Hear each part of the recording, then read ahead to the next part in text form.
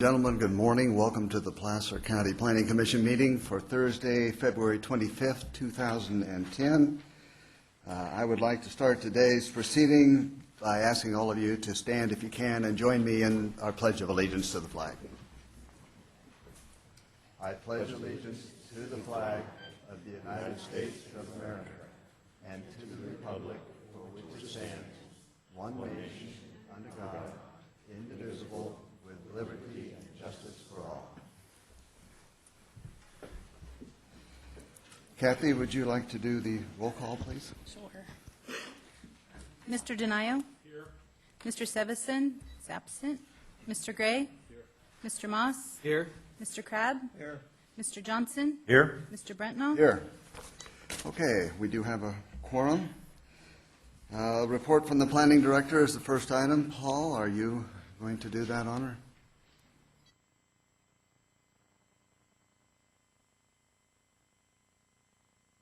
Department. Just a few issues to go over here.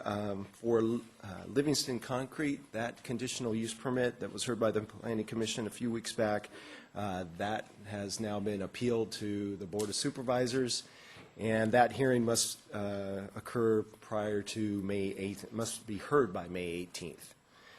The Caldwell rezoning request, it was continued from the Board of Supervisors hearing last Tuesday, and presumably that will be continued to a hearing up in Tahoe, so that's forthcoming. Board will also consider the St. Joseph's appeal next Tuesday at their hearing at 10 o'clock, so that's on their agenda. And then as far as upcoming zoning text amendments before the Planning Commission, the marijuana dispensaries is tentatively scheduled for April 6th, actually at the board. This will be at the board, sorry. And there's no time yet, and it's currently being presented to the MAX. And the poultry and fowl zoning ordinance, zoning text amendment has been to all 13 MAX now. And now we are currently going through the environmental review process for that, and that will be presumably tentatively scheduled at your commission in late spring, early summer. The emergency shelters, transitional housing, supportive housing ordinance has also been to all 13 MAX at this point, and that'll be coming back to your commission within the next month or so. The Planning Commission hearing for March 11th, we will consider an appeal of the zoning administrator's approval of a variance. This is a variance to signs for Quarry Ponds. That's in the Granite Bay area. And we will also, the staff will also be asking your commission direction on presentations to municipal advisory councils. So what should go, what shouldn't, relating to zoning text amendments and other land development projects. So we'll be asking for your direction, and then we'll be providing a presentation, providing your recommendations to the Board of Supervisors for direction. So that concludes my report. If there's any questions, I'd be happy to answer those. Any questions for Paul? I have one on the chicken ordinance. Has that been run by the Agricultural Commission yet? I believe so. Okay. Yes. Because their input's real important on that. Absolutely. Okay, very good. Thank you, Paul. Thank you. Okay, we pause for a few minutes to see if there's anybody in the public who would like to address the commission on something that's not on today's calendar. Today's calendar will be addressed in a moment, but if there's something else that you'd like to address us on, now's the time to come forward. I see a lot of smiling faces, but nobody moving, so I'll assume that the answer to that is no. And in that case, it's now time for the draft environmental impact report on the Bohemia Retail Project. And I see a lot of folks out there with stickers. You understand this is just to receive comments on the draft EIR. Jerry Hawes will present it and explain the procedure that we're going to do today. The debate and the discussions that I'm sure you all like to participate in will come later. Today's just to look at the draft EIR. Jerry? Thank you, Mr. Chairman. Good morning, Commissioners, and good morning, citizens. This is a public hearing to receive comments on the draft EIR for the proposed Bohemia retail project. Comments received today and throughout the public review period will be addressed and responded to in the final EIR. These are the instances and locations of public notification for this hearing. Site and vicinity. You all have a copy of the staff report, which summarizes the anticipated environmental impacts and analyzes mitigation measures for those impacts. I won't go through the whole list, but additional copies of the staff report are available at the side table back here and also online. The project proposes a single-story, 155,000 square foot retail structure and an accessory 9-pump fueling station on an undeveloped 18.6 acre site. Primary access to the site would occur down here at Hulbert off of Highway 49. It is anticipated that 85% of the daily trips would occur at that access. At this point, a tenant's not identified. However, the end user could be a club store, a discount superstore, home improvement center, or general retailer. There are three alternatives to the proposed project. Alternative A is a no project alternative required by CEQA. Alternative B is a no Canal Street access alternative. And alternative C is a mixed-use alternative. The mixed-use alternative stated in the EIR is determined to be the most environmentally superior alternative due to the reduced impacts to visual resources, traffic, air quality, public services, and hazardous materials. It's important to note, however, that significant and unavoidable impacts to both air quality and traffic and transportation would exist under the proposed project as well as under all three alternatives. Excuse me, two of the three alternatives. The public review period will end on March 4th. Comments must be postmarked prior, and comments must be received by March 4th, so postmarked beforehand. And copies of the draft EIR are available here at the Cedar Building, at the Auburn Library, and also online at the county website. The ERC recommends that your commission receive public comments on the draft EIR and direct staff to respond to all written and oral comments in the final EIR. And that concludes the staff report, unless you have any questions. Okay, thank you, Jerry. Are there any questions for Mr. Haas? Just so the folks here can get a sense for when this might come up for final comment in the debate, if the cutoff for comments is March 5th or 4th, what would be the likely schedule after that? It's anticipated that the final hearing on entitlements would occur in about 2 months. We don't have an exact date figured out yet, but when your commission meets in April, I think that's when it would be. Oh, 2 months from today, not 2 months from then? Right. No, 2 months from today, yeah. Okay, so Correct. April, May timeframe. April, May timeframe. Okay, very good. Thank you, sir. Okay. Now is the point in time when you folks get up and make your comments on the draft EIR. My proposal is just have you come up and say your name for the record, and then say what you have to say. There will be no discussion, no response, but you'll be on the record.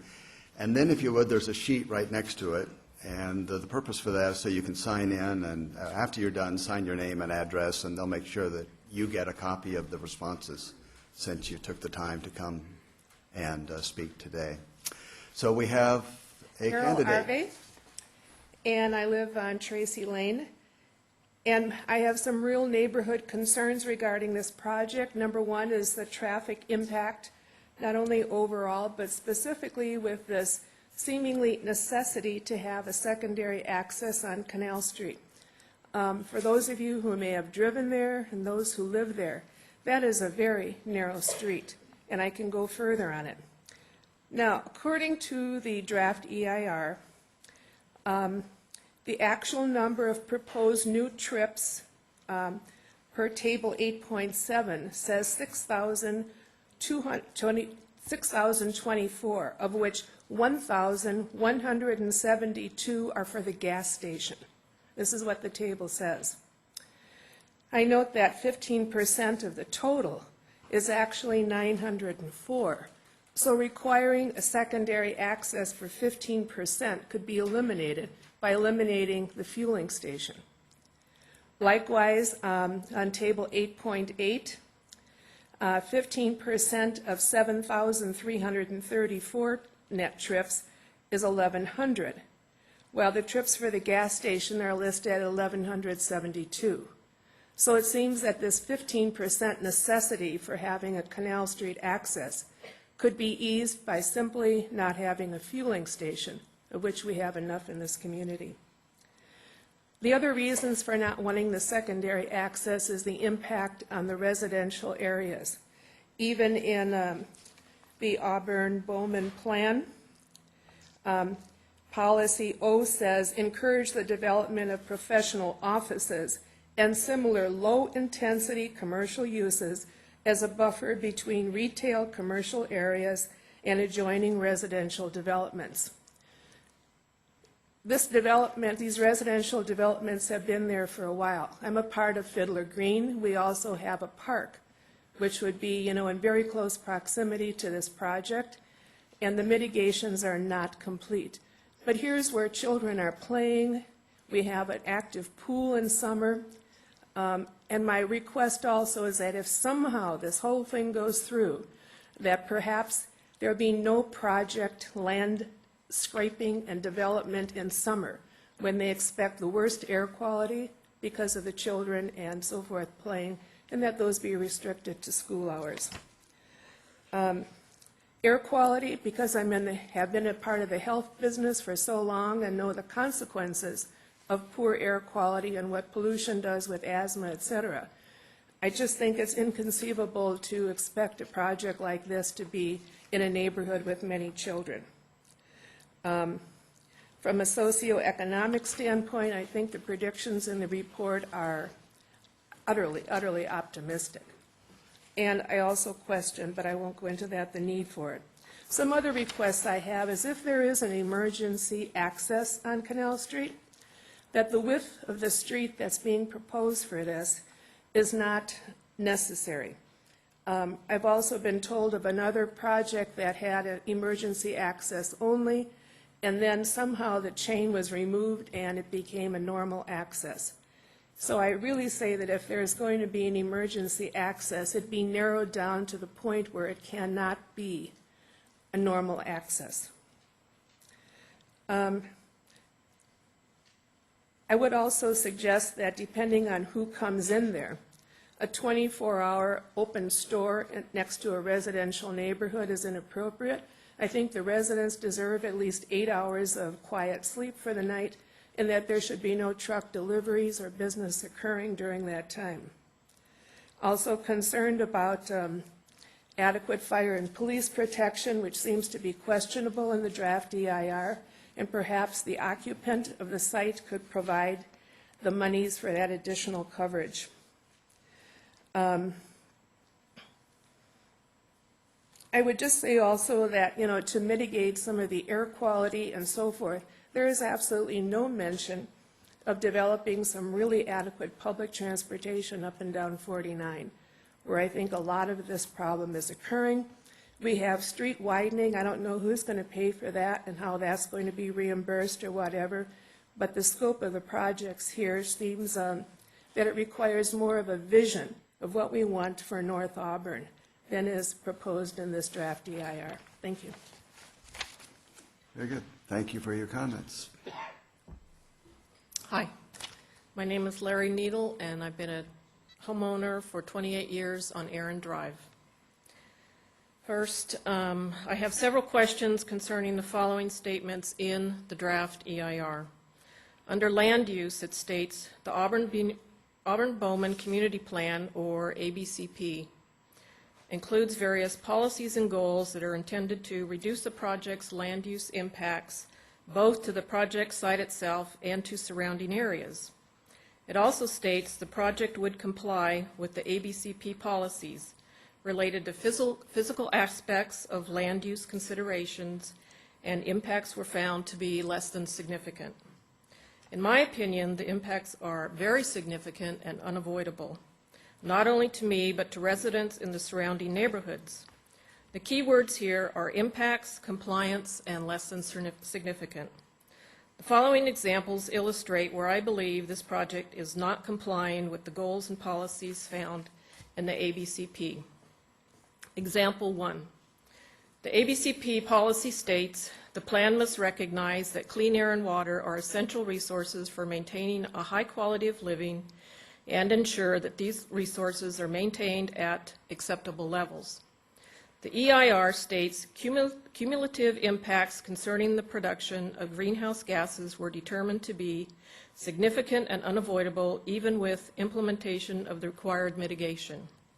So my question is, how does the project comply with the ABCP goal that the clean air is maintained at acceptable levels? Example number 2. The ABCP policy states the project must support attributes that attract people here in the first place and keep long-term residents from moving away. The EIR states the proposed project would include services that would compete with existing businesses, including general retailers and grocers in Placer County, to the extent that those businesses would close and the resultant vacancies would contribute to physical deterioration and urban decay. My question is, how then will this project protect and maintain the most attractive attributes that attracted people here in the first place, which is the sense of a small-town community that's not populated by big box stores? Example 3. The ABCP policy states, maintain the present character of established residential areas, discourage the appearance of creating walled-off communities, such as is done with the use of sound walls along roadways that do not contribute to the sense of community desired for the area. The EIR states a noise barrier 6 to 8 feet in height would be required to reduce future delivery movements and loading dock activity noise levels.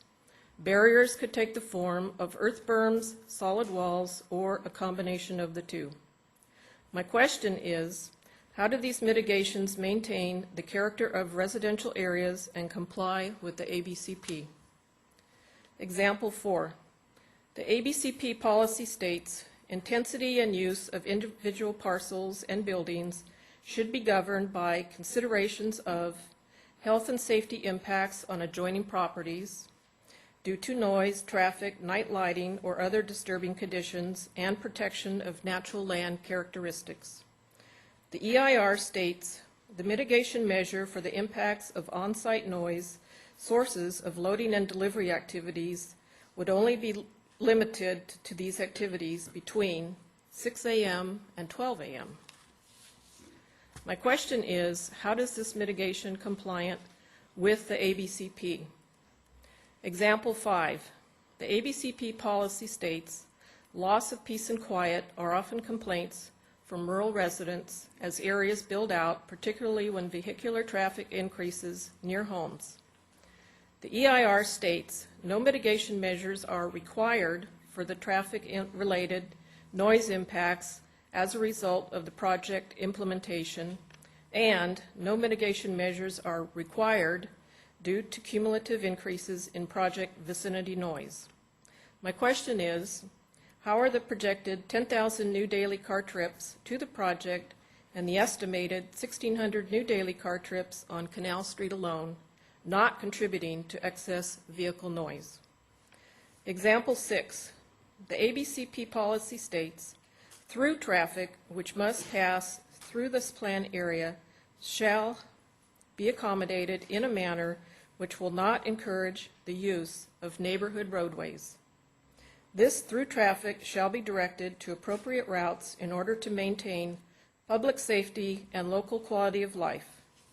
The EIR states no mitigation measures are required for impacts related to vehicular safety from design features or incompatible uses, and no mitigation measures are required for impacts needed for emergency vehicle access. My questions are, how will the developers prevent the use of neighborhood roads being used as alternate routes? In reality, it will be human nature to find the fastest and less congested route to this retail center. Shortcuts will be discovered through our neighborhoods to avoid the projected increase in traffic. After all one has to do is reference a map or GPS. With the estimated 1,600 new cars per day on Canal Street alone, where there is no or very little roadway shoulder, how will this narrow roadway accommodate emergency vehicles? Example 7. The ABCP policy states, provide safe and efficient transportation systems for residents of the planned area and others who use the systems. The EIR states, the consideration of traffic impacts on roadway capacity concluded that impacts would be less than significant. Just this week, traffic on southbound Highway 49 was heavily congested due to shoulder road work. Traffic was stop and go, so all nearby intersections were affected, including Highway 49 and Luther, as well as Luther and Canal. Travelers going southbound on Highway 49 were using the median turn lane as well as the right shoulder to advance as quickly as possible prior to merging into one lane. Nevada Street was bumper to bumper from Marguerite Mine Road to Fulweiler due to travelers attempting to avoid the congestion. My questions are, number 1, how does the above traffic scenario and projected increase in traffic to the area comply with the ABCP? And how will effective signalizing the Luther and Canal Street intersection prevent similar backups, especially if over 10,000 new car trips are projected for this area? Example 8. The ABCP policy states, preserve and maintain the rural character and quality of the outlying areas. Factors that contribute to this rural character include the predominance of native vegetation. The EIR states mitigation measures for the impacts to protected trees would be to submit to the Placer County Tree Preservation Fund payment in the amount of $65,180 for impacts to woodland oaks. My question is, how will clear-cutting existing native oaks on the Bohemia property preserve this rural character? The developer claims these oak trees are sick and need to be removed. I would advocate that a licensed certified arborist examine these trees prior to determining their worth or demise. In closing, while big box stores are convenient, they need to be responsibly placed in logically accessible locations. In my opinion, this project is not compliant with the Auburn-Bowman Community Plan goals and policies. My first opinion is to support the no project, no build alternative, but if we as a community fail to convince the decision makers that this project is just not the right fit for the area, then I would insist on no Canal Street access alternative. I can understand the developer's desire to develop this property so they can just move on. I would hope that the decision makers understand how the surrounding property owners will suffer the long-term impacts of this project and will not be able to just move on due to the financial hardship of relocating. Thank you. Thank you very much. If you would take a moment to...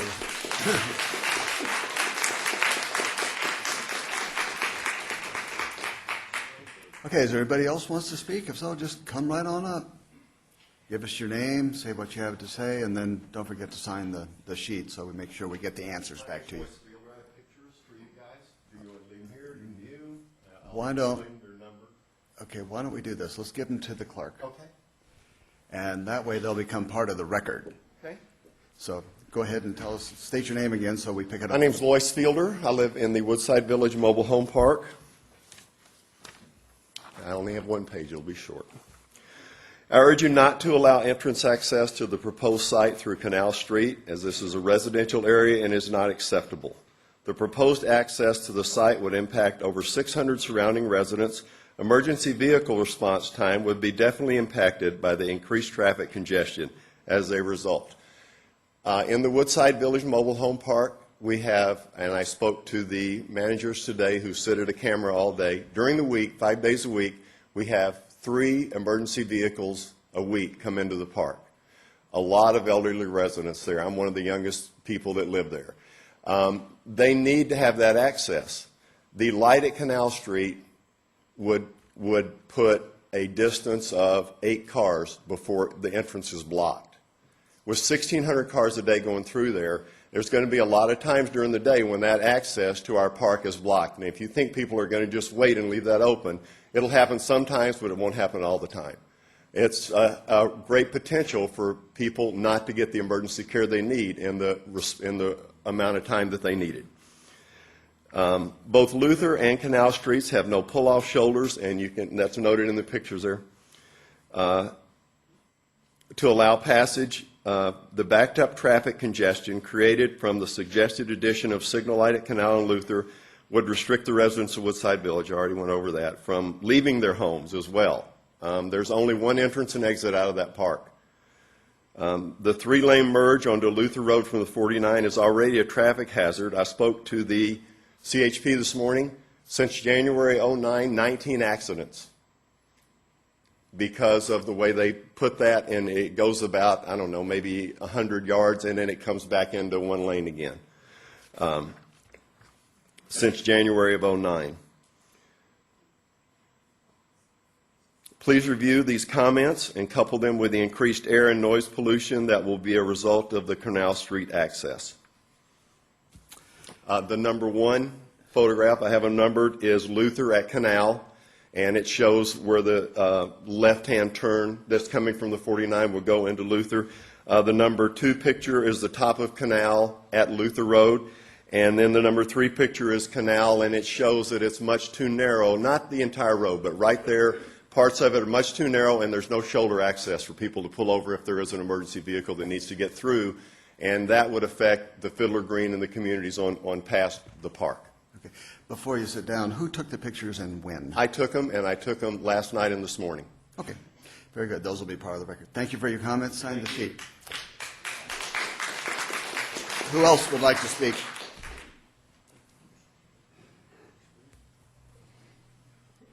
Go ahead while he's signing that. Okay. My name is Charles Kramer. I'm the president of the Woodside Village Homeowners Association, and I'm here representing approximately 350 residents of the park today, most all of whom are familiar with the project, most all of whom oppose the Canal Street access part of the project. A lot of them don't care about or are encouraged by big box store in that area, but don't want a Canal Street access. Primarily, much of which is based on what Mr. Fielder just said. The signal light at Canal and Luther would generate tremendous amount of traffic on Luther, causing our entrance and exit of the park to be diminished dramatically. And so primarily, I know you've heard this before, but we are opposed to the Canal Street exit access for this project. I've spoken to pretty much everyone in the park, and all of them feel the same way. Thank you. Okay, well, thank you for your comments. Come on up. Hi, my name is Susie Tronti. I'm president of Fiddler Green Homeowners Association. I'm grateful that you showed the slideshow and the aerial view of the site in Vicinity, and I'm wondering if we can put that back up. Oh, I think we can arrange that. Who's got the slide control? Oh, thank you. Is that the one you wanted? Site in Vicinity, that one. Ah, okay. As you can see, and it might be hard to see, but can I walk over there? Okay.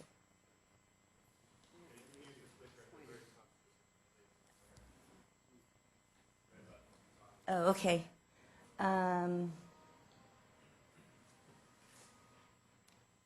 This is Canal Street right here, correct? Right through here? Right in this area is our park. Help me if I'm getting this wrong, you guys, because it's pretty far away. And then this is the proposed entrance right through here. Sorry, I'm shaking a little bit. If you look, you can see the Woodside Mobile Home Park because it's got the white roofs. But if you look if you look all through this neighborhood, all these trees and everything, those are all houses, all through there. That's our park right there. You're entering into a residential area. I can tell you that my children have played in that park and on that street right where that entrance is. When I drive down Canal Street, I see children playing. I need to slow down. It's heavily congested with children in that area, and that's where the entrance is proposed. Another point that this lady had made is that there will be alternative access that people will discover. It's not on this map here, but if you are coming from the Bowman-Luther area and you see that traffic is congested for people trying to get into the Canal Street access, you're going to learn pretty fast that you can turn right on Luther, left on Hyde Park, and go right, this is Hyde Park right here, and go right down Aaron. And look, there's the entrance right there.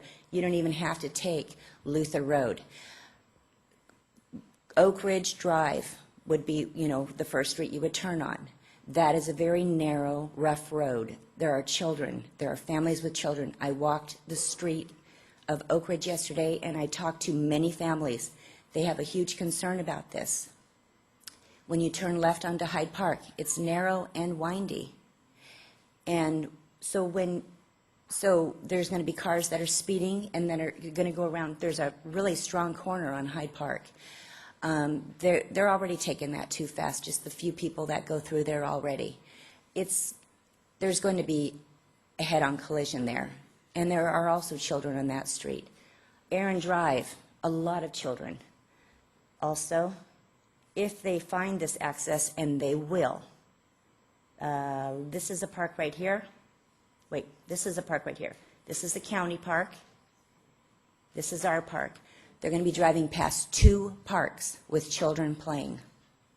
This is not acceptable. Canal Street access is not acceptable.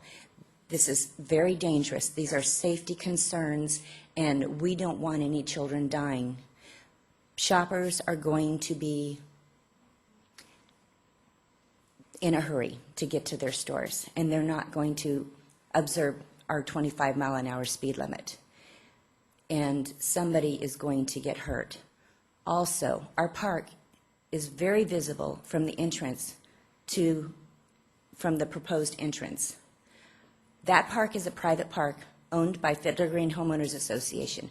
We pay dues every month to maintain that park. We have dealt with some vandalism in our park and pool area from people who do not belong in our neighborhood. We have caught some people. Police have been called. If we have that access into the shopping center, our park is going to be subject to misuse and vandalism and trash. Mothers are going to see that park and their cars are going to be full of noisy kids. They're going to see that park and they're going to say, I'm going to drop you off at this park while I get my shopping done. That is a private park. That costs us money. This is going to be a financial hardship on us, on our homeowners as well. I want you to keep in mind that Canal Street access is not an option for so many reasons, safety being the number one. Thank you.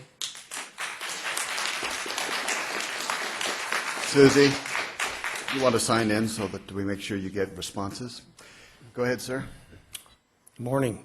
My name is Richard McClellan, and I am the president of the board of directors of the Mountain Shadows Homeowners Association, which consists of 61 homes in Unit 3 of Country Club Estates, situated near the subject project.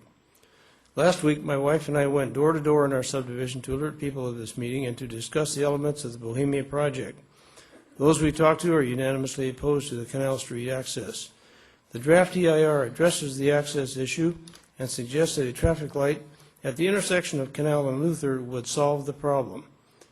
Canal Street is a busy and narrow 2-lane residential street, unsuitable for access to a big box store. This street presently serves several hundred homes. The subject project could add hundreds more cars on Canal Street daily and all this is supposed to be mitigated by the installation of a traffic light as proposed by the developer. The EIR skims over the ramifications of this proposed installation. Placing a traffic light at Luther and Canal will back up traffic into the Highway 49 Luther Road intersection. The light will not be visible to westbound traffic on Luther Road until topping the hill at Woodside Village Mobile Home Park, which could be a situation prone to accidents, especially if there is a line of cars stopped at the signal. The solution to these problems is the no Canal Street access alternative with a gate entrance for use by emergency vehicles only. Using this alternative, the draft EIR states that developing the project would be generally unchanged. And I believe Jerry Haas stated at the MAC meeting that a second access to this project is not required. The draft EIR lists the Canal Street access as one of the areas of controversy. An easy solution to this problem is to restrict this access to emergency vehicles only and keep all the extra traffic out of our residential neighborhood, together with its air pollution, noise, and congestion. Under the no Canal Street access alternative, land use impacts would be less because, as the EIR states, vehicle traffic and noise would not increase on Canal Street, thus eliminating these incompatibilities with the neighborhood. Considering all the impacts listed in the draft EIR, this association strongly objects to the use of Canal Street as a secondary access to the subject project. Thank you.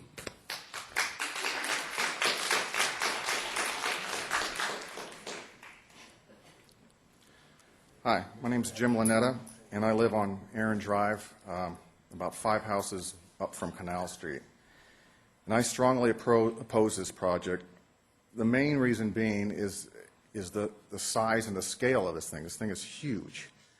Now, I know there's been a lot of concern and focus on the Canal Street access, but that's just a small issue as far as I'm concerned. The main concern and focus should be on the entire project itself. And I want to put it into perspective if I can. The building they're proposing is 155,000 square feet. Okay? My house, I have a 4-bedroom, 2-bath house on Aaron. It's 1,600 square feet.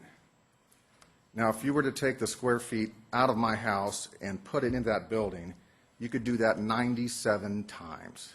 This thing has 97 times the amount of square feet that the average house in that neighborhood has. There's a little imbalance here. It's way off the scale. This does not belong next to a neighborhood, this type of project. The parking lot has 780 spaces. 780 spaces. The amount of cars is just amazing. The traffic, noise, and pollution that these cars would create would have an enormous impact on our neighborhood, whether there's access on Canal or not. There's also a gas station as part of this project. Now, I saw in the EIR, Mr. Haas said it was 9 pumps. The EIR said there was 18 pumps, but nevertheless, I don't think we need another gas station in this area.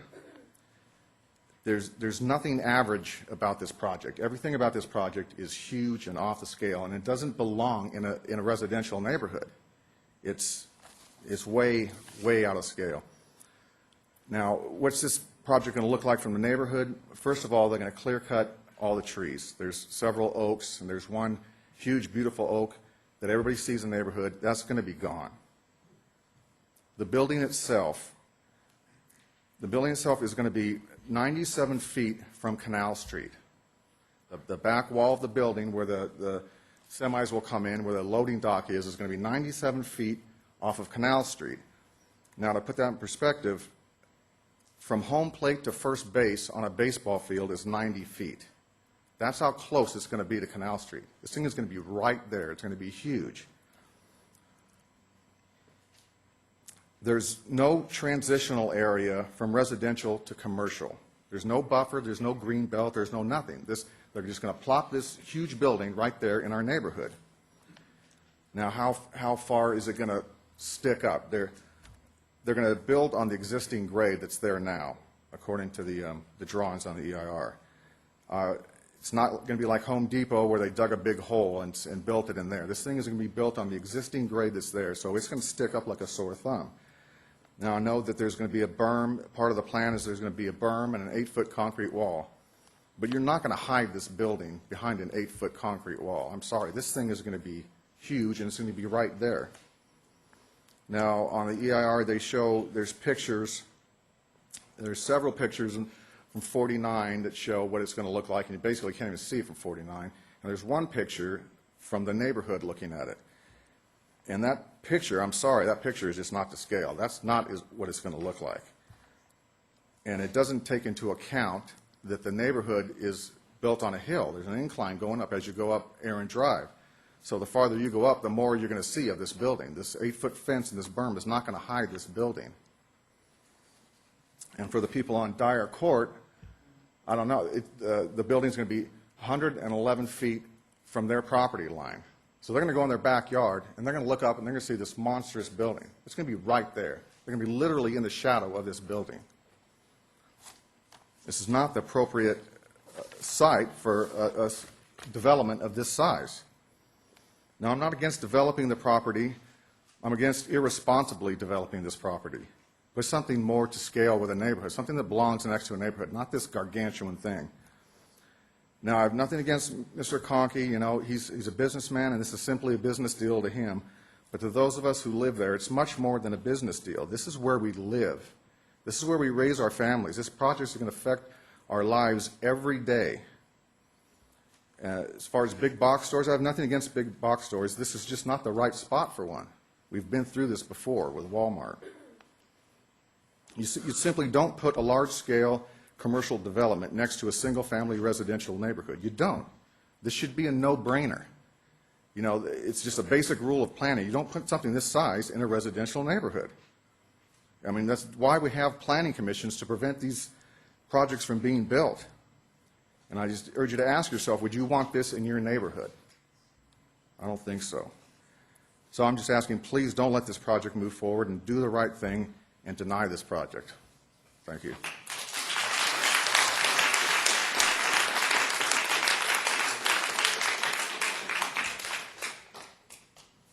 Good morning. My name is Jim Elsey.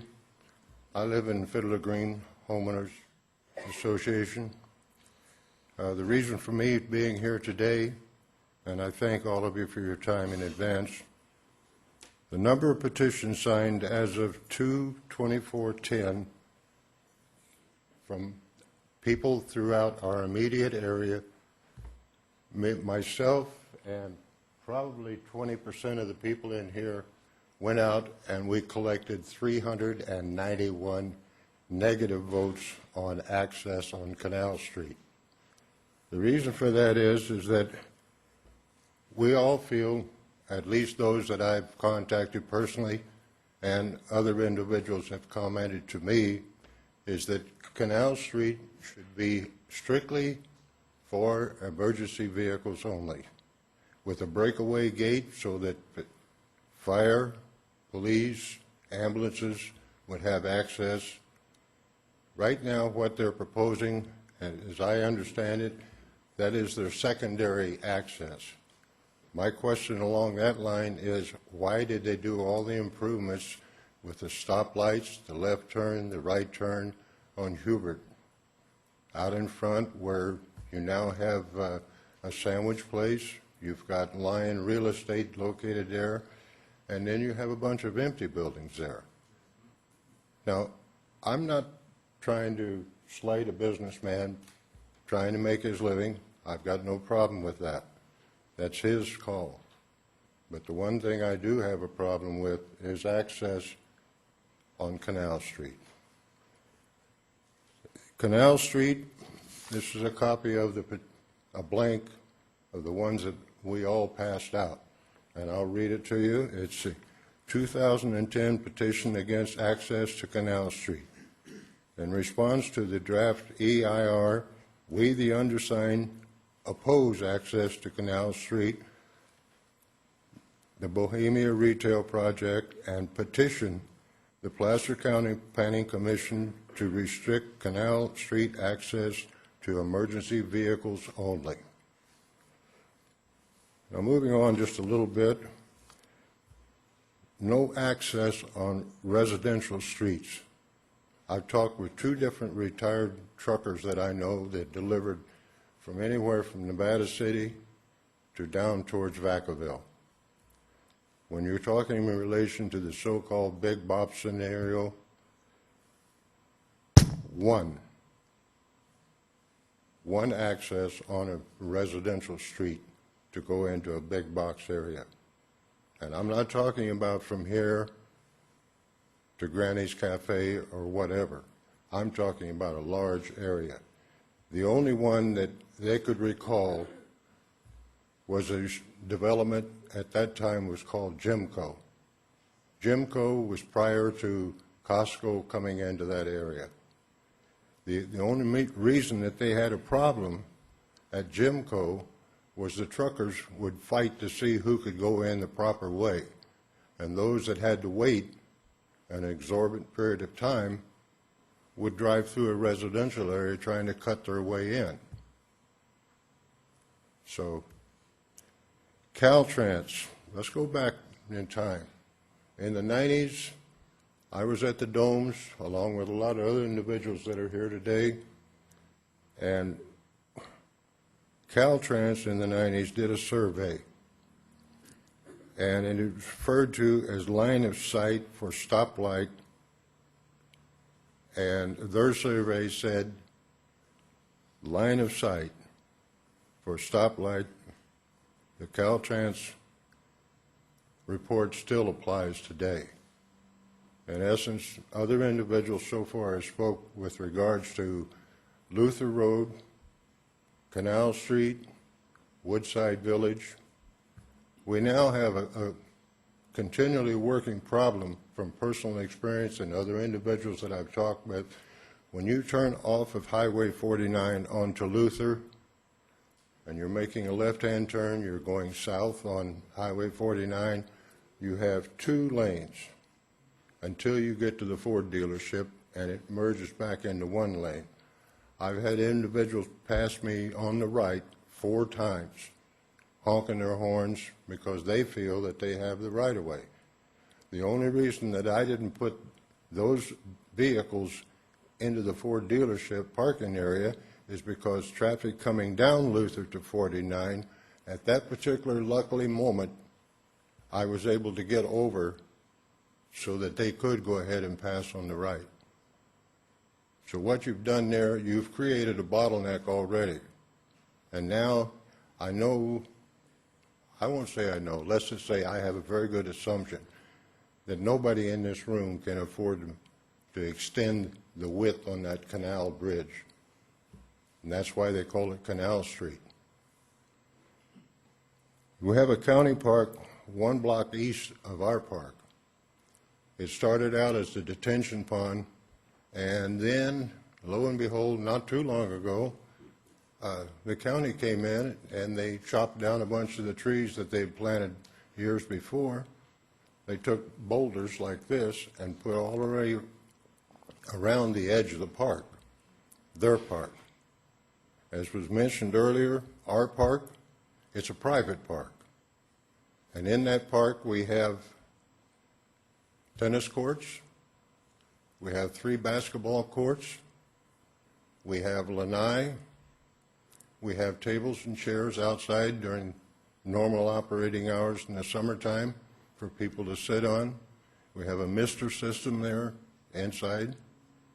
We have numerous other things, but one of the most important things that we have, and we're paying $600 a year per household, is we pay for our own street lights. We don't ask you to come out, or you don't ask the county to come out if we have a problem. We take care of it. In closing, I would just like to thank everyone for your time to allow me to speak, and I would like to thank all the people out here that went around and solicited signatures. My name, again, is Jim Elsey, and I'll be more than glad to sign your list. With that, have a good day.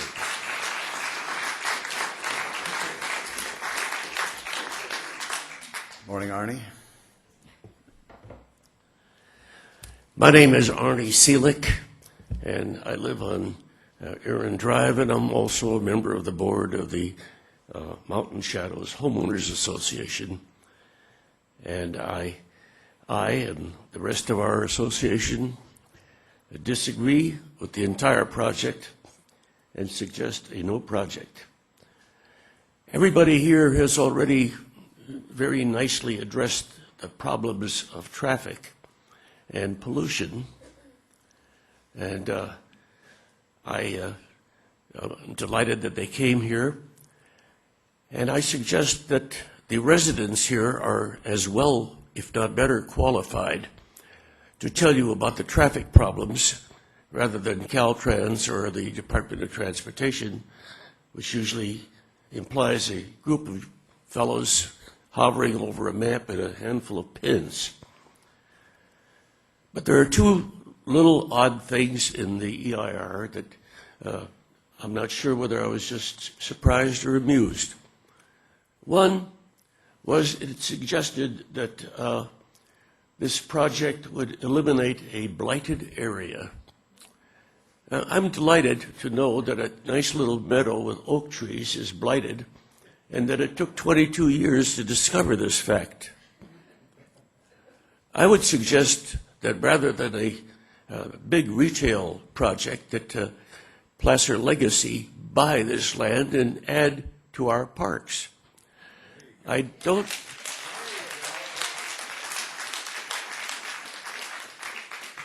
Moreover, I don't see where paving over an area adds to our quality of life and our green spots around.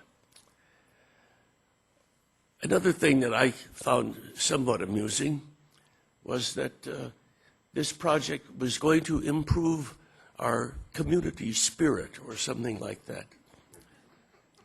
I was delighted to find out that this would happen.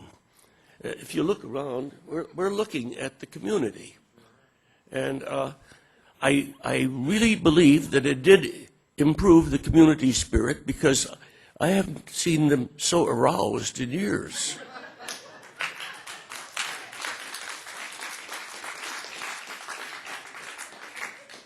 I asked, just as a little joke, one of the fellows, I said, "Where did you put your rake and hoe?"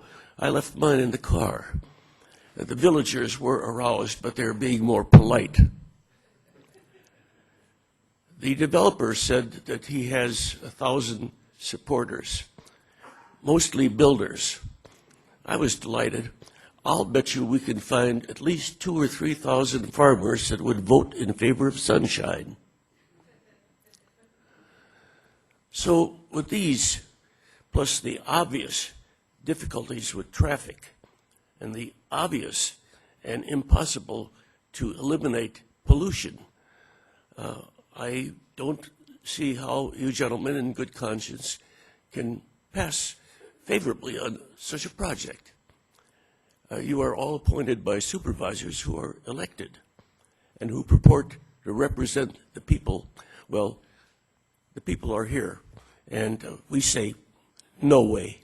Thank you.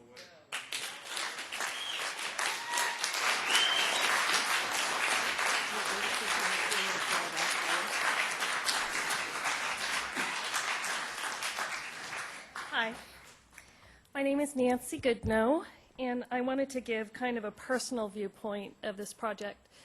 My father-in-law, my husband, and my children all graduated from Placer High School. We are long-living residents of this town, and my husband and I have lived in our area for 18 years. We raised our kids in the neighborhood just above, we're kind of on a hill just below Aaron Drive. My husband and I sat down and kind of drove around Auburn, and we could not find another shopping center in the area that has an entrance that goes through a neighborhood. We just couldn't find one. We went down to Roseville and couldn't find a shopping center with an entrance that goes through a neighborhood. So I just don't understand the thinking behind this. It just doesn't make sense to me, and I understand that there'll be traffic problems and such, but if you don't think that people that live up in Colfax who are going to come to the shopping center aren't going to look on a map and see, oh, if I go down Luther, and then if I go down Hyde Park, there's the shopping center. It's going to happen. It's going to impact our area. It's going to impact our little neighborhood. Auburn is a small community. I'm sorry, I'm really nervous. Auburn is a small community. You walk into grocery stores and you talk with people. You walk down the street and people say hi to you. It's the charm of this community, and it's been this way forever. And I understand building, and I understand the property owner wanting to do what he wants to do with his property. I just don't understand destroying a neighborhood like this. It's very un-Auburn-like. That's all I wanted to say. Oh.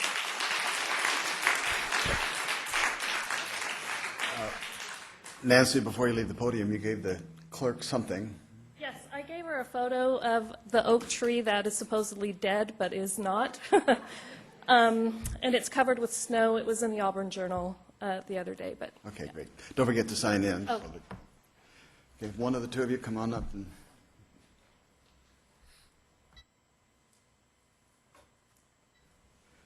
yeah, go ahead while she's signing in. Hi, good morning, everyone. My name is Barry Walton, and I actually live next door to Nancy. And I'm relatively new to the neighborhood. I've only lived there 10 years. So one of the things that I wanted to bring as background is I've actually prepared environmental impact statements for the federal government on major projects across the country. So I have a good deal of background in the preparation and understanding of them. I think one of the hardest things about an environmental impact statement is, to a degree, it's supposed to represent objectivity. In other words, it's supposed to describe what is going on and describe, at least at some level of objectivity, the impacts of things. But I think in this particular case, this project, because it is located highly close to an urban area, a residential urban area, and I think even more importantly, a large cul-de-sac. So when I first moved in here, I didn't really understand the area, but what I discovered quickly is basically what you have is one road in for all of these homes. It's a big cul-de-sac. Now there is a hidden entrance which comes down this hill. By the way, this hill that comes down, and I'll talk about traffic here for just one moment to second the further other comments. But this map belies the fact that this is actually a hillside. So what you have is a very steep hill with a ridge up here that slopes downward into the property. And as people pointed out, one of the easy shortcuts to actually get to Highway 49, in fact, we do this. We go up Hyde Park, which is actually quite a steep hill, and a narrow two-lane road. You cut around, go out to Luther Road, and then come on out to Highway 80. And so anyone coming down from Colfax or up the road will immediately find this road. I mean, as I said, anybody will find this. This road has two S-turns on it up at the top, and then a narrow stop sign on a very narrow two-lane road. So what happens is, as you approach this, what you find is very small streets up here on this side of the map, which are not shown, with large amounts of traffic coming up. And by the way, kind of a tricky intersection where Luther intersects with Dairy Road. Now, it was already mentioned that the people in the area use these streets. In fact, we have a number of runners and bicyclists. My wife and I actually are long-distance bicyclists. She's an avid runner. So she runs up this road, down this road, across Luther, and up into the various roads behind all the time. And what I can tell you is right now, these roads are already dangerous to run or ride your bicycle on, particularly coming up Luther Road. I don't know if any of you ever tried to ride your bike up that road. It's quite steep as you go past where the recreation facility is there. It's difficult already. The bike lane is quite narrow, and you have large cars and trucks coming up. And I've had trucks and buses pass by me, a few feet away. So if we increase the road, the traffic coming down Luther Road dramatically, this is a heavily used road by bicyclists and pedestrians. And to up the amount of traffic on there is really going to be very dangerous, and I think not adequately described in the EIS at all. Particularly the issues with ingress and egress through this residential area. So to capture that is quite hard. I think unless you live there or have driven through the area on your own, you would never discover this. Both the twistiness, the narrowness, and the high degree of personal use of these roads both day and night. We have a lot of people who walk in the evening and so forth. So to put a major entrance in here is with large amounts of traffic from a safety perspective is quite major, as was mentioned. I mean, I've ridden my bicycle. Actually, I ride my bicycle along here to get down to 49, to go out 49, cross over to Bell Road, and go out into the hills. It's not so bad going downhill on this road, but let me tell you, if you come out of the Taco Bell, which is right here, come across Highway 49, try to ride up this hill while left-handed traffic is coming up this narrow street. My wife and I actually have to cut across the traffic to make a left turn onto Canal on our bicycles. And I can tell you, with 2 lanes of traffic merging into the one lane section right here, to make this left turn safely is damn near impossible. I've almost been hit a few times by large trucks that are, and camper vehicles in particular, that are coming up here. So increasing the level of traffic through here from a safety perspective is really, really a major problem. And I don't think the EIS adequately describes the risks to people that are going to occur along this road if the traffic is increased, regardless of the fact that there might be an entrance or exit from this road. The entrance or exit coming in here from a safety and environmental perspective would be major. I mean, to increase the traffic along this section of road, try it yourself sometime. Drive down there and see what you think that road looks like. Let me interrupt just for a second. Okay. In your discussion, you say here, here, here, and here, and whoever's reading the record afterwards. Oh, okay. Well, You know, and I see the red dot dancing right. on Okay. Luther. So and I'll point to the intersections of Canal and Luther, the intersection at Highway 49 in Luther, where cyclists have to come uphill, up a very steep section of Luther Road to make exits onto Canal. So it's left-hand turn into Canal if you're coming on your bicycle up that hill, or walking even. It's very difficult to actually walk and traverse through that area.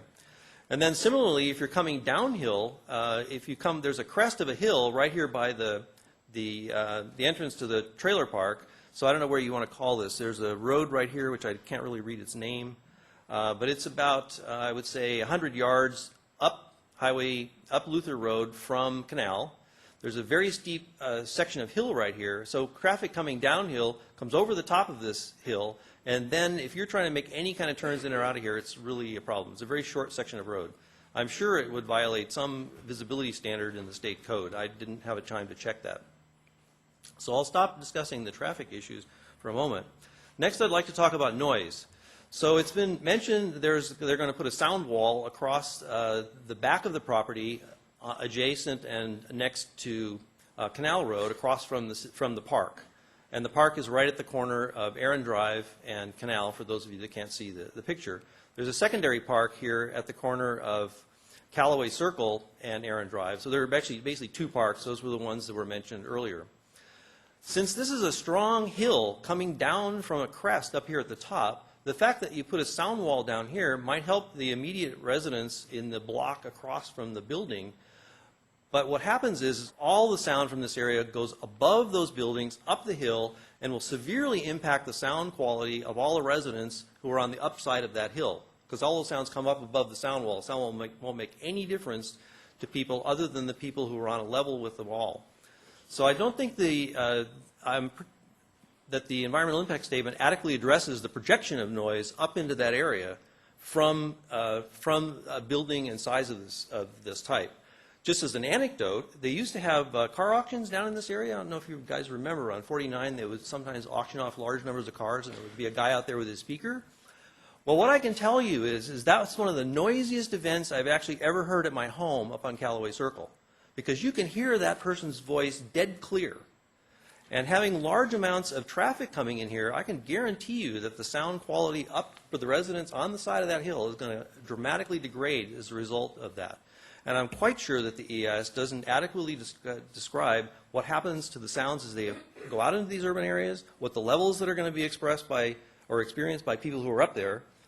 And I can tell you right now that my house on Callaway Circle, this is the quietest home from a noise perspective I have ever lived in any community I've been in, including the Bay Area, other parts. Even my home in Ophir was twice as noisy as this. So for me, personally, the noise levels into the community are a major, major effect and need to really be taken into account. I mean, what you have is a large cul-de-sac with a large noise center right in the middle of it. And I don't think a sound wall is ever going to take care of the problem. Okay, next. In terms of the environmental, environment there, I would argue that it's actually not really a place of blight. There's a few messes here and there. My wife and I actually run and ride our bicycles through that piece of property down to the railroad tracks to get over to Bel Air Center. So we've been on the property a lot. I would say a little bit of cleanup here and there is necessary, but in reality, parts of that lot are actually beautiful. So I will submit this photograph. I will actually show this to people just for your curiosity. So these are the oak trees that would be removed from this corner of the lot. In other words, right at this corner where the proposed entrance would be. These are the oak trees shown here at the corner. What would you call this? The southeastern corner of the lot adjacent to Canal, across the street from the park. So these trees can actually be seen from the park. They're actually quite beautiful, and I'm a professional photographer, so I didn't do anything to this picture. It's what I took in the fog the other evening this month. So I will submit this photograph of the oak trees to the record as well. Actually, it has some beautiful trees on it. So bulldozing those and taking them out I don't think is a really good idea. Lastly, I think in terms of the scale and fit, I don't know that an EIS can adequately describe this, but I certainly second the comments made earlier.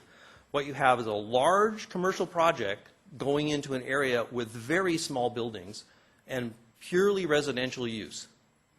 And I don't know how this thing can ever really be viewed both from an environmental perspective or a quality of life perspective as fitting the environment that it's being proposed at. So those are my general comments, and I think, again, it's really, really important on the EIS to fully bring out the impact of losing all that grass, all those trees, all the bird habitat, and the fact that someone says it's blighted. I would say, yeah, there's a few ugly pieces of concrete left over from the fire that was back in the years ago. But by and large, that is a beautiful piece of land. And I would support the comment about turning it into a park. So that's Okay. it. Thank you, sir.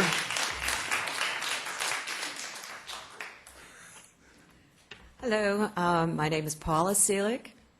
I only have one issue that I want to kind of make comments on, and it is directed at Mr. Haas's remarks earlier on when he made the comment that 85% of the use would be off of Hulbert Way onto that property. Now, if you're apparently just reading the EIR, that would be what you would have insinuated on that. However, those of us who attended the town hall last week with Mr. Conkey were told emphatically that the primary entrance to that property would be off of Canal Street. And the only use that would come off of Hulbert would be for truck delivery. And so I wanted to just make that very clear, that that was, and he was very, very emphatic in that. We asked him over and over about it, and he said no. All of his prospective builders, Costco, Walmart, whatever, and the transportation department of Placer County, as well as Caltrans, have all told him that the main entrance must be off of Canal Street. Okay, well, this isn't the time to debate this. This is the time to raise the issue, to get it clarified in the EIR, and Exactly. that's why you're making your point. That's So- why I'm making that statement. Yeah, so we can get that clarified, because we don't know the answer. We'll get that for you. Thank you, Paula. Sir, you've been trying for a long time. Thank you for your patience. You're next. Thank you very much. I appreciate the council being here and listening to our concerns. I was really surprised and... You want to state your name, please? Yeah, I'm sorry, Del Caldwell. I live in the area. And beyond the other concerns that people have made, there's the street of Canal is very fragile coming off of Luther. We have to have that street is continually maintained, and if any of you drive on that street when it rains, you'll see that it floods over right next to the canal itself, which is exposed at that point. We're talking about a fragile area that I think would erode and break from the amount of trucks and activity going in there. And if you have emergency situation for PG&E getting in and out of that area, they cannot respond because it's going to be tied up with trucks. and you've got a road that could crumble and break because of that activity. You've also got the pollution coming into the canal right there. And further, PG&E there, that plant is the switch area for the hospital. So if they cannot get in there to activate the switching to supply the hospital an emergency, you're going to have people dying at the hospital because of that traffic. You've got, you know, even beyond the personal dangers. The other day, as this gentleman before me spoke, he rode a bicycle up there. Well, I walked with my dog. I thought, well, I'll get some exercise, came from the tire shop and walked that, and almost got hit 3 times going up from 49 on Luther to Canal. It's, there's no walkway in that area for bicyclists or pedestrians. But I'm even more concerned. I think people, you know, are insane to do it. I won't do it again, to try to travel by bicycle or pedestrian way to go up Luther to Canal. But that area is fragile, and I'm not that versed in it, but I'm wondering if the California Resources for Water would not be alarmed at the activity of that fragile area being broken down by big vehicles, the trucks and whatever coming in there. As this gentleman stated, that'd be a beautiful area for a park.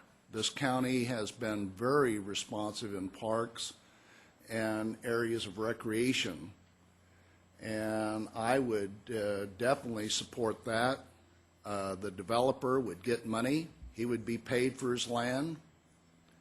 But if that, in fact, the development comes in for the business, I feel that the area on Canal be fenced securely, not the fencing that it has now, and that there be a law enforcement access next to PG&E where if there was an emergency, they could get in. But the major traffic there is going to break down into the canal itself. We've got issues of water, and if that breaks down, how are emergency personnel supposed to get into our neighborhood? Thank you for your time. Thank you, Mr. Caldwell. Before we proceed any further, how many of you want to say something, just with a show of hands here? I don't know, maybe it's because I'm getting older. I can't sit here as long as I used to be able to. May I propose that we take just a 5-minute break, and then ma'am will just continue with you right after. So with that, we'll adjourn for 5 minutes.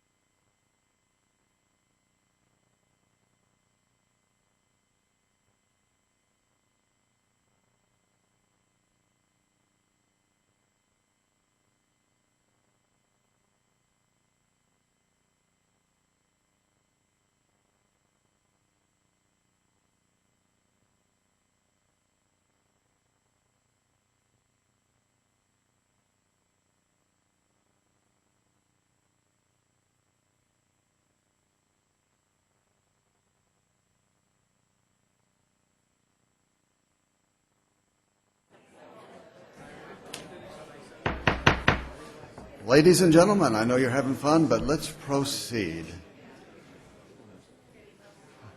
You were on your way up. We'd like to hear from you. State your name and then say what you have to say.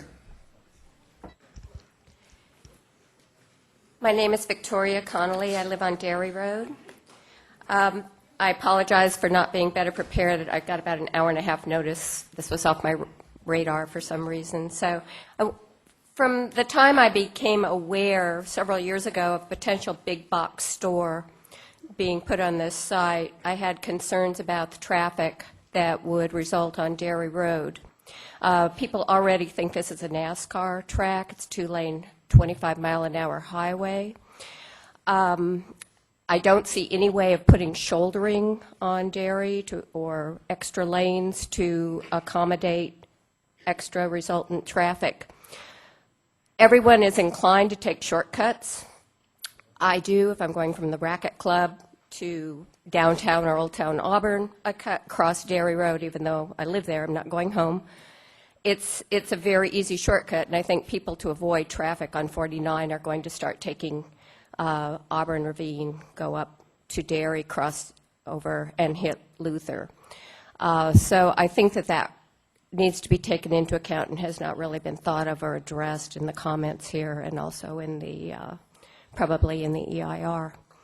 And the other thing is, I just would like to say I'm basically in support of no development, and that is because apparently the county and the city in the Auburn vicinity has not been able to say no to any development, and we have consequently so much empty office space in this area that I think that additional building is only going to result in more empty office space and more empty commercial space, and I'm not sure that the city is not going to start looking blighted or more blighted, and the county area as well. So those are my two comments. Had I been more prepared, you would have probably had more from me, but those are my comments. Thank you. Just fine. Thank you. If you'd be so kind as to sign the sheet there, we'll make sure we get responses.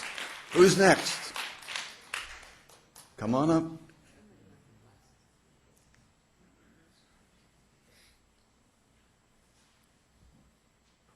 up. My name is Joe Farrell, and I'd like to address the stoplight they're planning for Canal and Luther Road. I did a little study on that when they tried the other Walmart, and I ran some grades over that Luther Road, taking my life in my hands, and I found that to be about 170 feet short of having significant stopping sight distance to that intersection. This is according to the traffic manuals. Also, as you queue up at the stoplight and the cars start backing up, which would increase from what they are now once we get if you put a big box store in there, the traffic, somebody is going to get rear-ended bad, because there's just not enough sight distance coming over the crest of that vertical. And the only way you would correct that, you'd have to cut that vertical down or fill in on the other side, and that'd be very expensive. Thank you. Thank you, sir. Who's next?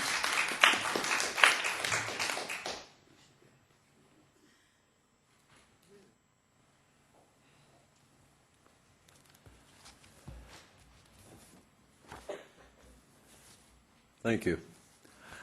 I live within 300 feet of the And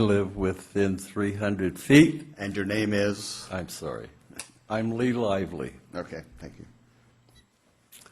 300 feet of the proposed loading dock of the project.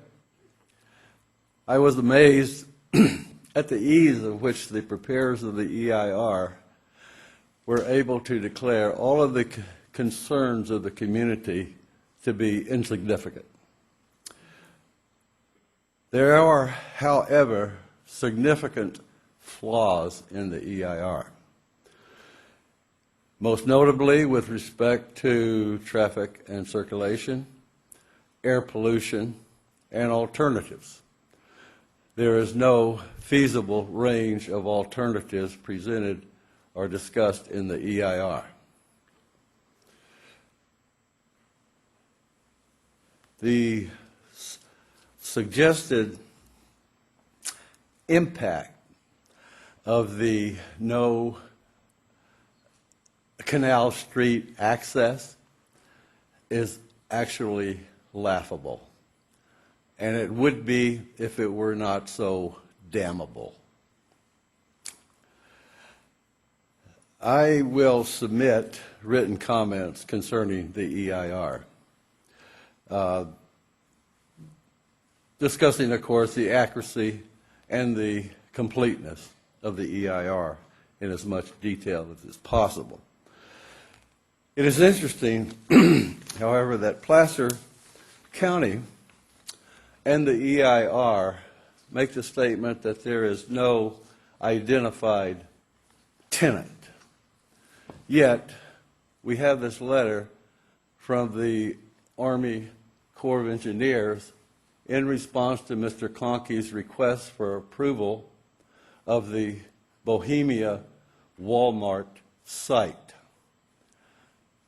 It occurs to me that it might be timely to explain to the community what the intent of this activity is. Today, I would just like to express my disappointment of that the EIR failed to adequately consider the, how do you put it, incompatibilities with the adjacent neighborhood, and that it completely failed to assess the impact, both socioeconomic and environmental, of the devastating property value reduction that we are going to experience. We fully expect our government officials to consider these matters carefully. Finally, I frankly am puzzled as to why the Planning Commission and the Board of Supervisors would attempt again that which has failed 10 years ago and expect a different result. This is the wrong project for this location. Thank you.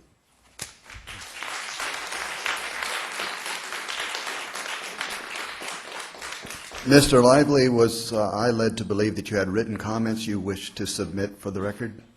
If you would like to give them to the clerk when you're done signing the register, we'll... Oh, okay, so then, yeah, make sure you submit them by the deadline. Okay. And Mr. Smith, you say that these have already been turned in. My documents have all been turned in. This for your future look at. Multiple copies for everybody here? Yes. Thank you, sir. Go ahead and state your name, even though I did. Good morning, esteemed planning commissioners. I'm Dr. Dale Smith, 3410 Sunshine Way. After 30 years of mission and business service overseas, I've come back now to my native California for the last 27 years. I love this state. That's why I fight so hard to preserve this quality of life, which is slowly being taken away from us by these ones who want to build where they should not build. I have a great concern about this project and the harm it'll do to North Auburn. This is the proverbial straw that breaks our back. With 3 other mega stores all within this immediate area, this monster added to that will destroy forever the quality of life of North Auburn. It'll endanger our safety on Highway 49, Blood Alley.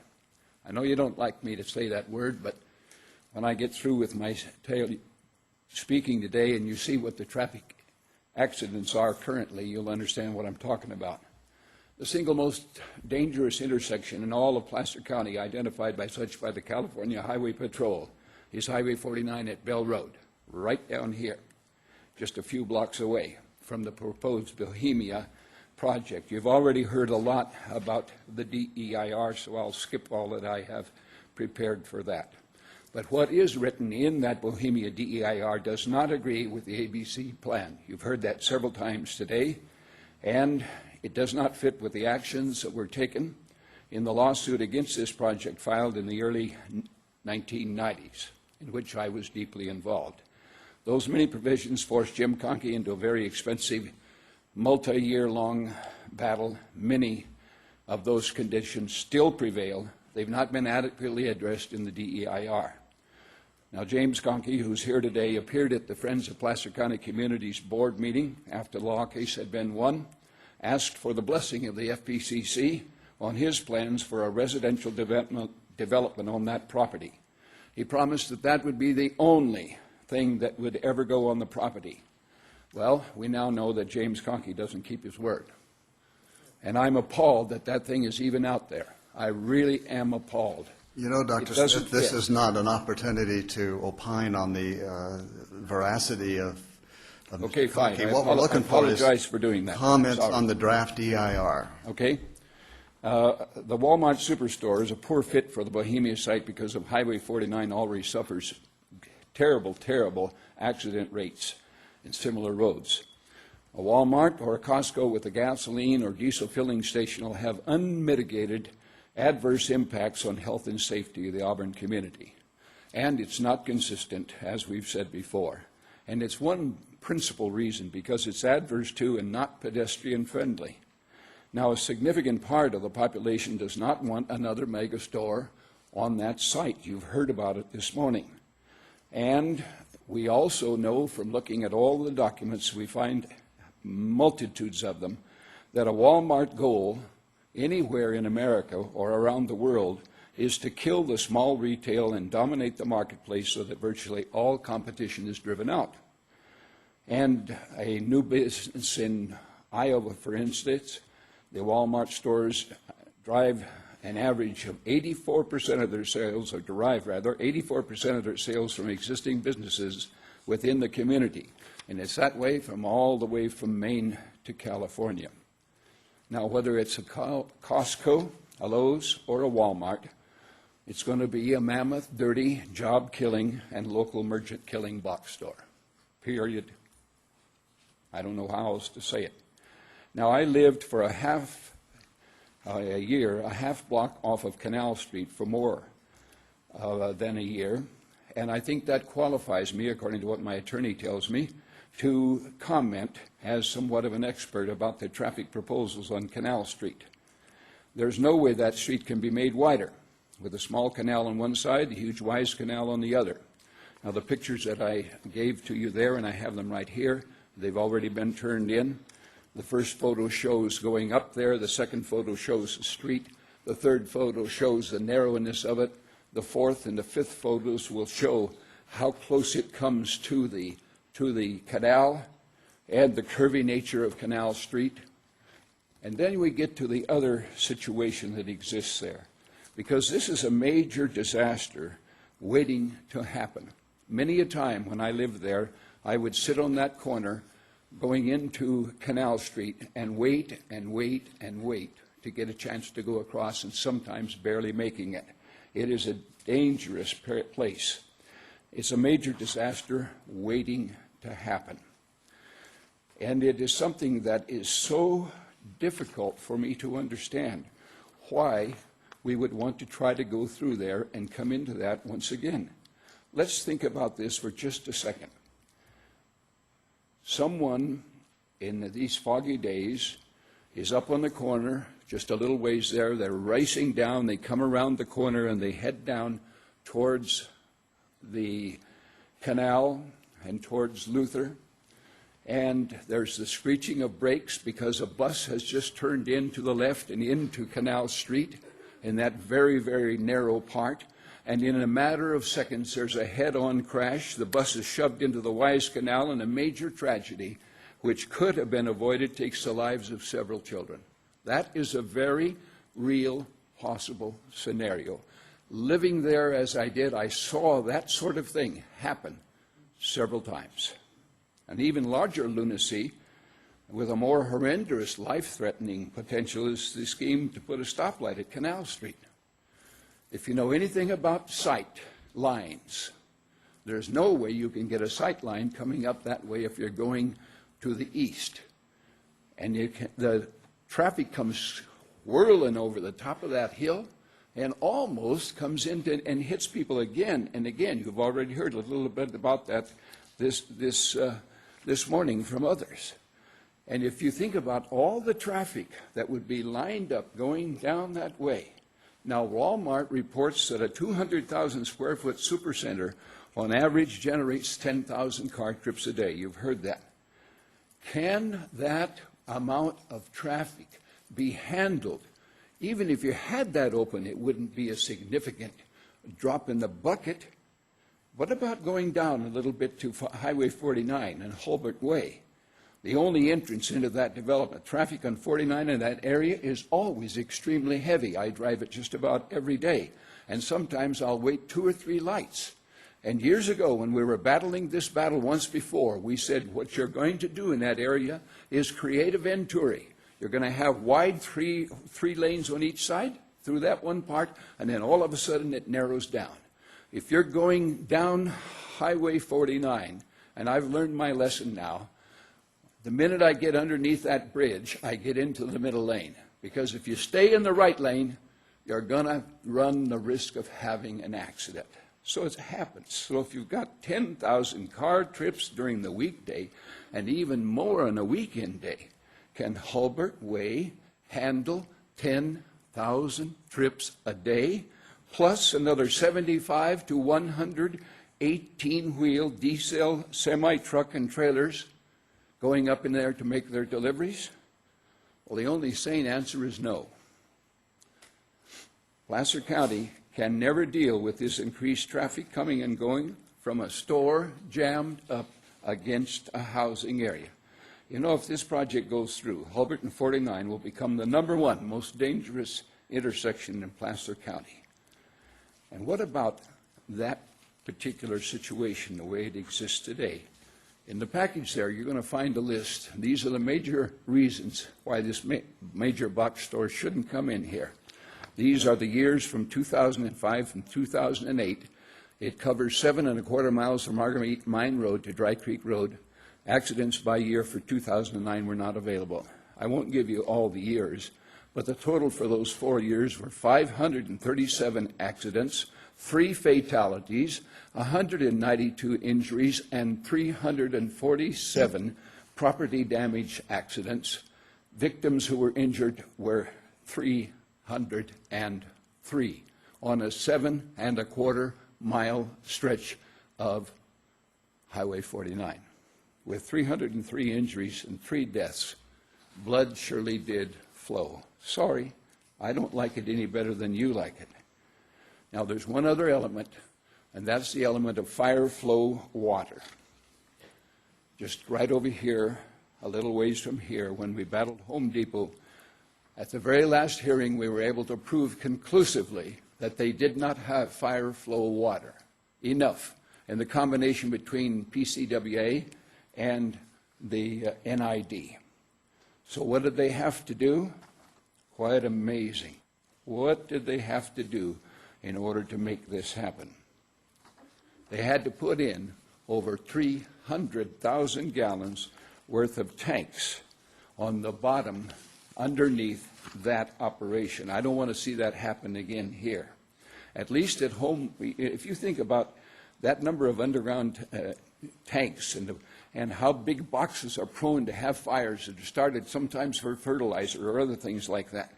At least at Home Depot, the DeWitt Center, there's a half a dozen escape routes. Bohemia would have only 1, and it dumps right onto Highway 49, which is over capacity almost all the time. So the very location, the limited ingress and egress make this project impossible to even entertain the pipe dream of, I believe, is irresponsible, irrational, extremely precarious, and it could result in a huge loss of life, and the resulting lawsuits against the owners, Placer County, and their insurance holders would mount into the millions.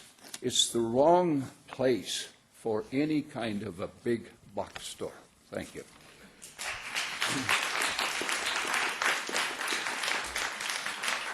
Thank you, Dr. Smith. You've given the commission a document consisting of 5 pages of a letter from Alpha Omega Associates signed by you, plus 2 pages of photos. Although you say you've submitted these somewhere else for the record, just to make sure that the record shows what we as a commission have received, I'm going to give this document to the clerk to make sure. Well, it's a duplication because he's just received it. It may be a duplication, but I'd rather have it twice than not at all. Okay, thank you, Gary. Okay, who'd like to speak next? How you doing? My name's Mel Lee. I live in Oak Ridge subdivision. You're missing the other side of this. Oak Ridge goes up. Where we live, there's probably about 100 dwellings in that whole area. There's only one way out. If they don't take shortcuts, they're going to go up by Hyde Park into our Oak Ridge, come down, it'll be a disaster there. There's a gate down to Princeton Club. If they ever open that, it would ruin that area. The thing is, I think they're going to have, believe me, I don't want a Walmart, no way. But they'll probably have a Costco, has a good chance of a Costco. That used to be a huge company there, Calida. Had hundreds of workers there in that property. The thing is, Canal, you cannot have access in there, only emergency access. Otherwise, all country club estates there, and where we live over there, it's a disaster, because even now, there's so much traffic, and you can't, just can't get through there.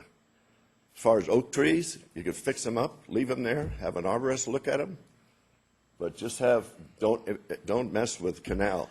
I know they have to have 2 accesses to get in that property. Like Home Depot turned out wonderful, I think. But if there's any way to find out another access to get in that property, but Canal is not the answer, because it'll go all the way over. They're trying to develop down on Oak Ridge below us, put in another about 40, 50 houses. And there's only one way out, except for a helicopter, you know. And these people only have two ways. They have to go up through our area, or they have to go out Canal. And Canal is just, you can't put more traffic on that. Thank you. Thank you, Mr. Lee.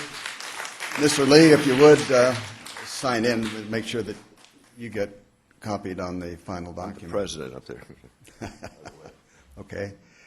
Yes, sir. Good morning. Good morning. My name is Joe Knapp. I'm a lifetime resident of Placer County. I've lived on Aaron Drive for 26 years. And I just want to bring out the one point for the record, because I was at the meeting last week where Jim Cockney was there explaining his access, his secondary access onto Canal Street. And I asked him point blank, the question was to him, will your project go through if you do not have that access? He tried to skirt around the issue, but he finally said, yes, I can develop the property without that access.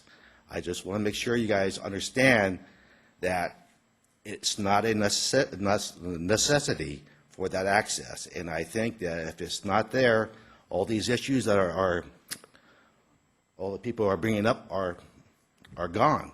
So I just want to make sure you consider that.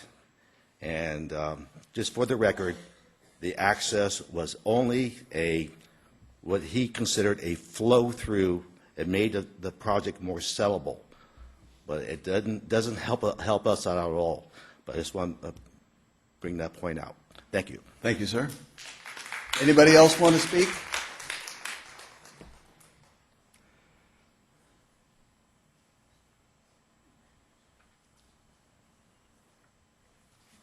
Good morning. My name is Gary Kowalczyk, and I have been a resident of Princeton Club Estates for 15 years.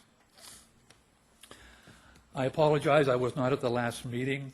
I was not advised of it. I knew nothing about it until last night when, fortunately, some people that were not in favor of this development came through Princeton Drive and shared with my brother-in-law, who happens to be on the Princeton Club Homeowners Association, that the possibility was raised that the Oak Ridge Drive would be opened through Princeton Club, through the undercrossing of the Southern Pacific Railroad, to gain access via New Airport Road, 49, and Bell Road. Now, historically, gentlemen, back in 1988. Resolution 8892 by the Placer County Board of Supervisors stated, referring to Princeton Club Estate as a project, as originally proposed, all access to the project, which again is Princeton Club Estates, would be via a new road constructed through a subway under the railroad tracks, connecting to New Airport Road. Oak Ridge would be barricaded to prevent any through north-south traffic. Evidence submitted to the board indicates the opposition to the project does not relate to the subdivision itself, but rather the opening of a north-south connecting road. The environmental impact report prepared for the project identified a significant adverse impact which would result from the project if Oak Ridge Way was used as access route unless it was improved. Necessary improvements were determined to be infeasible, and the potential adverse effects were proposed to be mitigated by closing Oak Ridge Way. The county went on to say that the development of the project will not result again in the opening of any north-south roads, but the approval of the final map will result in road easements being offered to the county at several locations, which will permit the constructions of roads in the future. Obtaining right-of-way at several locations will allow the design of roadway patterns which will aid local traffic circulation, but are sufficiently circuitous in nature that the use of the roads as arterials will be discouraged. It is the conclusion of the board that the need to take advantage of the opportunity to gain a railroad crossing, which will permit future consideration of roads, which will aid in the overall traffic circulation pattern of the area, clearly overrides any concern which might be raised over the amount of traffic which the project will generate in a southerly direction. Leroy Hyde took issue with future roads and went to Superior Court, and Superior Court essentially, and I'm just going to paraphrase here, said the county can pretty much do what it wants to do and we're not going to interfere or get in the way. Consequently, Leroy Hyde went to Third Appellate Court, and a copy was filed, and you have a copy. Planning Department was stamp dated May 13th, 1996, as a result of the Third Appellate decision. Essentially, the Third Appellate decision said that the California Environmental Quality Act was not properly addressed regarding future roads in the area of Princeton Club and Oak Ridge Way. Although the county essentially knew that it wanted to do this and had plans to do this and had stub roads already aligned on subsequent maps to do this, they did not adequately address future traffic concerns in the final environmental impact report. And in light of the conclusion, the final environmental impact report was inadequate. They found on behalf of the plaintiff, Leroy Hyde, invalidating the county from putting any future roads in that area. So I just wanted to bring this to the board's attention, that you cannot legally put roads in the Princeton Club area, the Oak Ridge area. It's already precluded by the Third Appellate Court decision. Now, initially, I was in favor of the Costco. I was adamantly opposed years ago to the original Walmart plan. But after hearing what I have heard today and going over my notes from years ago when we first heard about the Walmart situation, I'm not at all pleased with what's happening. Nothing really was addressed regarding light spillage from these huge lights, noise spillage from trucks and vehicles. It's very clear you do have major traffic concerns there. I'm not against Costco in any way, shape, or form. We frequent the store quite often. Let's place it out in North Auburn, somewhere off of 49 up toward Grass Valley. Let's place it out on the freeway somewhere where there's adequate access. Thank you very much.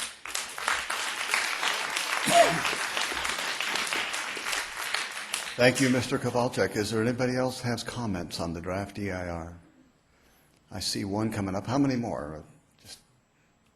Just follow her right on up. Don't wait to be invited.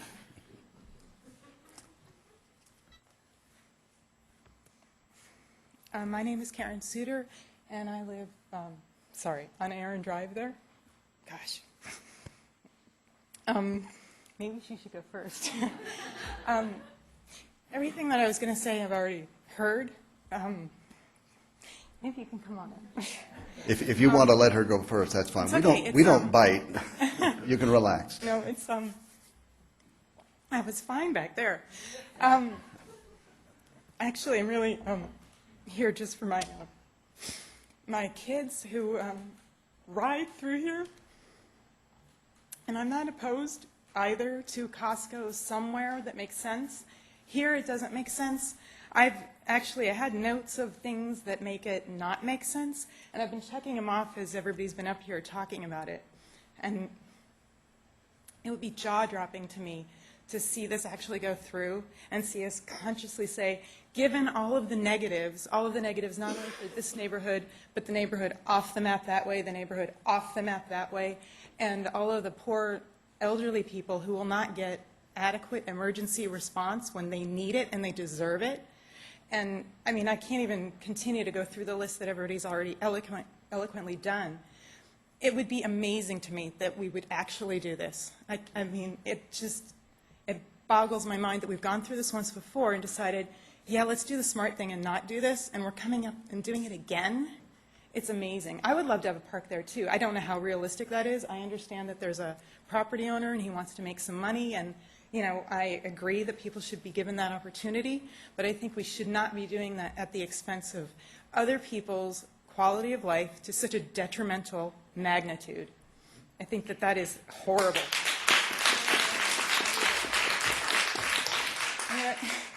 And I'm going to let her go ahead, but the last thing I'd like to say, when my son was talking to me about this, excuse me, he said, Mom, they're smart. They're not going to do that. They're not going to put something there that isn't going to make sense. It's going to make it a horrible place to live. And I said, honey, I hope that they're smart enough to know that that is not the right decision for this spot. And I'm so sorry that I got so emotional. I'm usually much more articulate. But I'm just really wanted to be able to say this for them, because obviously the children can't say anything, but there are, multiplied the number of people in here by several times, and there are several dozens of children that will be incredibly negatively impacted by this, and nobody here is going to be able to sell a house there. I saw a woman come look at a house that was for sale in the corner of Canal and Aaron Drive, and she saw the proposed sign for development across the street, and she said, hey, do you know what's going up over there? And I said, I have really no idea. I know they tried for Walmart a long time ago. It was declined. I don't know. I've heard something like that. She looked at me, her mouth open, she got in her car and drove away. So real life example, this is not a good idea. Thank you. Karen, you want to sign in? Also, let me remind you that you still have the option of submitting written comments if you were a little nervous or you missed something. I wasn't nervous. It's emotional. I understand. So feel free to submit additional comments in writing if you'd like, as long as you do it by the deadline that's been established by law. Go ahead. Hello, my name is Joan Levon. I'm going to get emotional, too. Sorry. I wrote a letter this morning. It's been one of several that I've written to Maywan directly, an email, referring to this environmental impact report and the very last page that says environmentally superior alternative. And we have not discussed that today. This is the mixed use alternative. I find that very satisfactory without an exit or access onto Canal. It would be 2 smaller stores. It wouldn't have the gas station. It wouldn't have the pollution. I mean, your own report that you were, given gives all that detail. And I would prefer nothing. I would prefer the Oaks. I would prefer a park. But if we're going to be realistic, and if it's going to be going through, then I would strongly recommend, my husband and I, that you consider that. Thank you. Joan, sign in, please.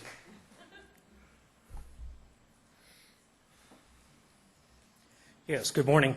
I'm Greg Rosine, and I own several duplexes right across the street from the PG&E construction yard on Canal Street. I'm not against the Costco at all, but I certainly don't want traffic on Canal Street. Our units that we actually rent, and my brother-in-law owns a couple of them up that street as well. Likewise, he's from out of town, but he wanted me to voice opinion for him. The amount of trucks and traffic, how could we even come out of Sean Court and make a left on Canal Street to get back out to Luther Road? If there was really as proposed, 900 extra vehicles per day on that road, we might not even ever be, our tenants might not ever be able to turn left and get back out to Luther Road. They might be forced to go right, go up, flip a U, and come back. So basically, just for the record, I wanted to be heard on that. I'm against any traffic out of there on Canal Street. Thank you, sir.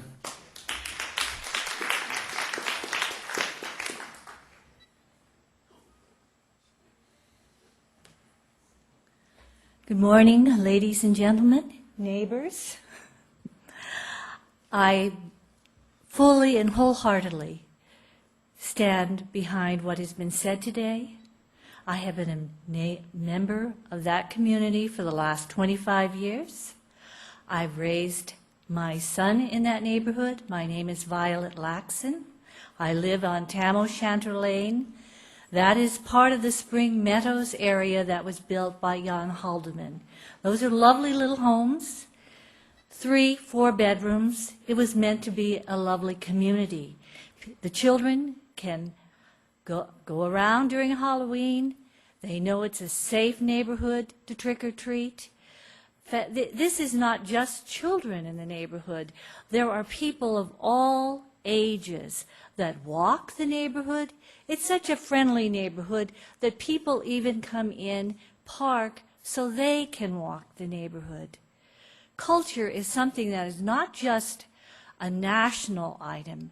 Culture is also on many levels, and our little community has a culture. It's a friendly culture. Everyone knows each other. They're there for each other when there's illness or death. We have watched our children be raised. We've seen new families move in. As I was walking one morning, one gentleman who had just moved in with his 2 children was so excited. He said he finally had a neighborhood where his children could live and play and be safe. He was so happy with this. We have the 2 parks that everybody has spoken about. The noise level and the air quality since I moved up here from the Bay Area 25 years ago has dramatically changed. The air quality right now is not what it was 25 years ago, and if you look at the pollution maps on TV, you will see that Auburn is now very impacted by pollution in the summer. I grew up in Nevada County. I'm very familiar with Auburn. I'm a graduate of Nevada Union High School. I used to drive down through Auburn when I was going to Sierra College. This was one of the football teams we always played against. So Auburn has always been part of my life too, and I brought my son back here to live. This is a lovely, lovely little community that if you put in a big monstrosity like this in this particular place, you are going to affect the culture. I personally, while you're building it, while there's a dust, etc., and noise, I probably won't be able to stay because of my own asthmatic problems. And if I can possibly sell and move, I would. And I am, as other ladies are and men here, broken-hearted to see that you want to desecrate such a neighborhood. Thank you. Violet, thank you. Anybody else have comments on the draft EIR? Seeing nobody rising, no hands coming up, nobody shaking their head yes. With that, then I will cut off public input to the draft EIR comment process. Jerry, before we adjourn, do you have anything else to add? Okay. The rest of the process is those comments will be processed, put out as part of the final EIR. Folks who signed in will get a copy, and we'll have the final hearing on this sometime late April or May. Thank you all for attending. Thank you for your comments. We are adjourned.